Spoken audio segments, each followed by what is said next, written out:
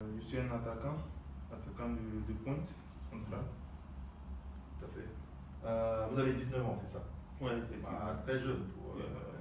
Parce qu'on a l'habitude de penser qu'au championnat russe, la plupart des joueurs qui évoluent d'origine africaine, qui évoluent ainsi, généralement, ils dépassent la trentaine et voilà. Alors, quel a été votre parcours? Normalement, on va pas brûler les stades déjà. Comment est venue cette passion pour le football?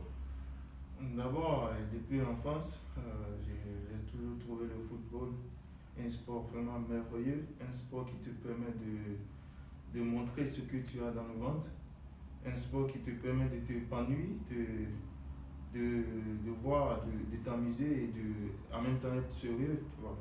Donc, ma passion de ça, ça a commencé depuis l'enfance. Comme beaucoup de jeunes africains, bien sûr. Et dites-moi, Konaté, c'est Konaté Mohamed, tout court. Il n'y a pas de nom, le nom de famille, c'est quoi? C'est Konaté, c'est Mohamed? Ouais, le nom de famille, c'est Konaté. Ah, ok. Ouais. Et sur le plan familial, des parents, des frères? Ouais, en effet, dans notre famille, on a une famille très grande. Ah bon? Ça veut dire quoi, très grande? Ça veut dire. Comme à l'africaine, beaucoup de femmes, beaucoup de frères, combien vous en avez? Ouais, mon papa il a 2 femmes, ça fait que nous sommes 10. Oh, 10? Ouais, alors 10. Une vraie famille africaine? En effet. Ouais. 10. Ah, 10. Ouais, j'ai. Des sœurs, des frères? Des frères, nous sommes 5 les frères et il y a 5 filles. Et vous êtes l'aîné? Non, moi je suis le 5e. Ah, le 5e. Ah, ok. D'accord. Et votre famille, comment elle perçoit ça, l'environnement footballistique et tout? Parce que les parents aujourd'hui, on sait que toujours il faut aller à l'école, il faut faire ceci. Vous, comment vous avez pu prendre, comment je vais dire, comment vous avez pu vous démarquer de cette règle sociale qui vous pense que le football c'est pas un métier? Oui, en effet, vous savez, j'ai toujours été quelqu'un qui connaît ce qu'il veut, vous savez. Donc mon papa, c'est quelqu'un qui suit ses enfants. Quelles que soient les décisions qu'ils prennent, il est toujours avec eux. Depuis l'enfance, je lui disais, ah papa, moi je veux jouer au foot. C'est vrai, je vais aller à l'école, mais c'est le football ma passion. Il m'a dit, ok mon fils, finis l'école. Vous avez suivi votre cursus académique normalement? Ouais, normalement. Jusqu'à quel niveau? J'ai commencé l'académie en 2001-2002. Après avoir terminé vos études? Non. Ah, vous faisiez en parallèle? Voilà, le football et votre cursus académique? Voilà, oui, effectivement. Ah, ok. Et comment c'est parti de ça? L'académie de football, les études, et maintenant vous êtes un joueur professionnel. Comment vous avez pu gérer tout ça? Qu'est-ce qui s'est passé? C'est quoi votre histoire pour nos téléspectateurs? Vous savez, c'est pas du tout facile. Le football, c'est un métier, c'est très difficile. Pour jouer au foot, d'abord, il faut être quelqu'un de sérieux, quelqu'un qui sait ce qu'il veut. D'abord, je partais à l'école et les mercredis soirs, j'avais pas cours, donc je m'entraînais les mercredis, les samedis et les dimanches. C'était pas assez parce que j'avais quelque chose dans le ventre. Donc, depuis quand j'ai commencé à jouer, on me disait si tu continues vraiment, tu peux être quelqu'un de bien demain, tu peux être à un niveau vraiment élevé. Et comment c'est venu ça? Parce qu'il y a l'Académie Sacré-Cœur de Ganoa. Ganoa, généralement, qui est la ville d'origine de notre ami Kalia Keita. Oui. Et comment ça a commencé? Parce que ce centre de formation est réputé pour avoir quand même une bonne pépinière. À mes informations, vous êtes 3 originaires de cette académie. Mohamed Konaté en Russie. Et le second, Maïga Habib à Saint-Étienne. Et il y a Sekouba qui évolue en Ukraine. De la même génération. Oui, de la même génération. Alors, comment c'est parti pour être repéré par Sacré-Cœur de Galois, le centre de formation? Et puis, c'est quoi votre parcours? Tout d'abord, dans le centre, l'Académie Sacré-Cœur, le fondateur de l'académie, c'est le nom M. Koné. On lui passe le bonjour. Voilà. Tout d'abord, il nous avait joué comme beaucoup d'enfants dans la rue, on aimait beaucoup jouer les petits tournois.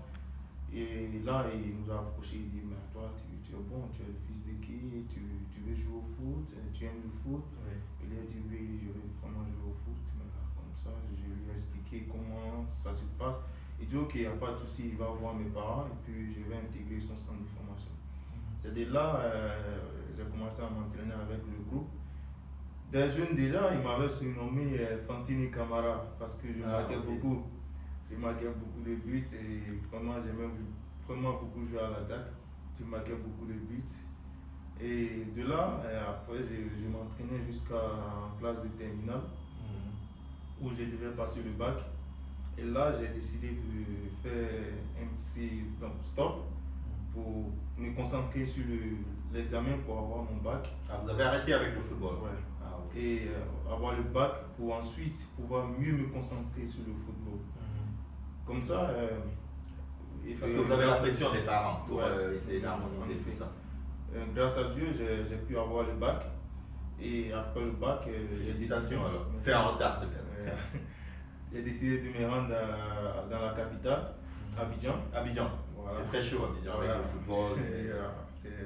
C'est une ville vraiment merveilleuse. Les soirées, vous aimez les soirées hein? Ouais, j'aime. C'est comme tous les jeunes. Ah ok. Comme tous les jeunes, j'aime beaucoup m'amuser. Arrivé à Abidjan et j'ai rencontré vraiment des personnes merveilleuses, des personnes qui aiment le foot, qui aiment le talent, qui sont à la recherche de talent tous les jours. Et là, dès que je suis arrivé, j'ai commencé à m'entraîner avec un centre de formation du nom d'Araja à Trècheville. À Trècheville, oui. Ouais. J'ai commencé à m'entraîner là-bas et de là, dès les premières semaines, il y a beaucoup d'équipes qui étaient intéressées, qui voulaient que j'intègre le groupe, notamment une équipe de 3e division du nom de Koumassi et de Détroit. AS Koumassi. Ouais. AS Koumassi, oui. Donc ensuite, il y a eu des équipes de 2-2 et je suis allé faire des essais, notamment à la SEC, l'académie à SEC.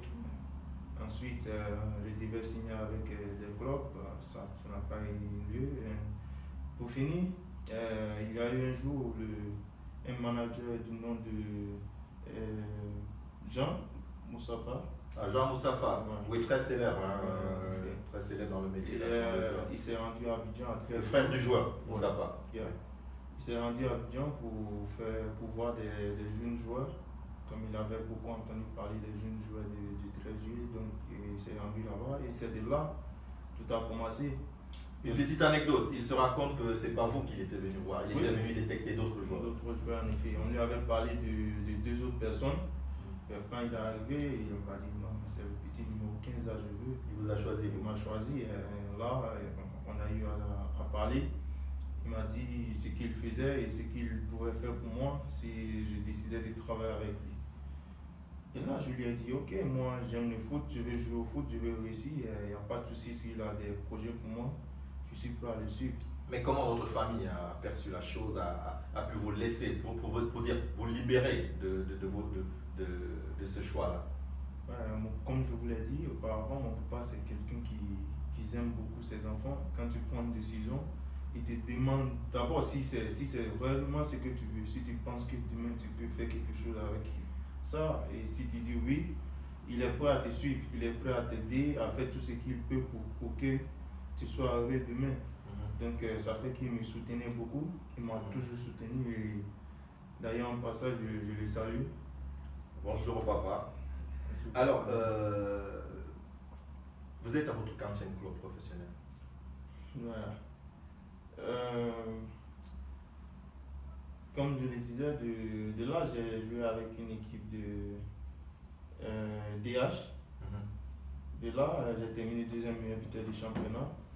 Ensuite, j'ai signé directement avec une équipe de 1re division du nom de l'AS Denguélé, où j'ai joué assez de matchs et de là, j'ai rencontré Dimitri Selouk. Ah, l'agent de joueur russe, Dimitri Selouk. Dimitri Selouk, c'est lui qui m'a proposé de venir d'abord. Entre autres, il est l'agent de beaucoup de joueurs ivoiriens. Hein. Ouais, en effet. Yaya Touré, Lassina Traoré et autres. Ouais. Donc, il décide de m'envoyer d'abord en Moldavie, où je devais intégrer le club de Milsami FC. Ouais. L'année avant, ils avaient joué la Ligue Europa contre Saint-Étienne. Saint-Étienne, oui. Et ils ont C'était un match perdu. très tendu, ils avaient perdu, je me rappelle. Ouais. Voilà, et là, je viens et je devais signer. Ils ne se sont pas entendus entre l'agent et puis le club. Donc, c'est comme ça que vous arrivez à Ekaterinbourg. Voilà, alors, comment ça se passe, votre arrivée en Russie, le climat, la distance avec la famille, l'alimentation, la vie en général, et même le climat qui n'est pas très favorable? Je vous l'avoue, c'est très difficile de vivre loin de sa famille, loin des gens qui vous aiment, loin de beaucoup de choses. À mon arrivée, j'étais venu avec l'intention de pouvoir être quelqu'un de fort, un très super joueur. Et à mon arrivée, les gens ils étaient accueillants. L'équipe, vraiment, ce sont des gens qui sont bien.